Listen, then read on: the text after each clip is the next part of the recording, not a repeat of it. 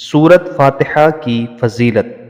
نبی کریم صلی اللہ علیہ وآلہ وسلم نے اس سورت کے متعلق فرمایا، جو شخص نماز میں سورت فاتحہ نہیں پڑھتا اس کی نماز نہیں ہوتی۔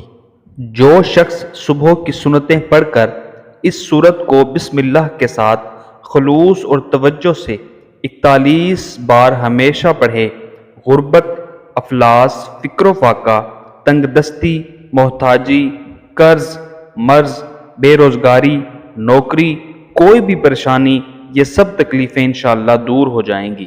حضور صلی اللہ علیہ وآلہ وسلم نے فرمایا کہ جب تم سورت فاتحہ اور قل هو اللہ پڑھ لو تو ہر طرح کی بلا سے امن میں ہو جاؤ گے سوائے موت کے۔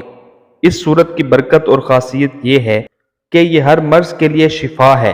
اس سورت کو خلوص و تقوی کے ساتھ 41 بار پڑھ کر پانی پر دم کر کے مریض کو 1 ہفتہ تک پلائیں تو اللہ کریم کے فضل و کرم سے شفا نصیب ہوگی۔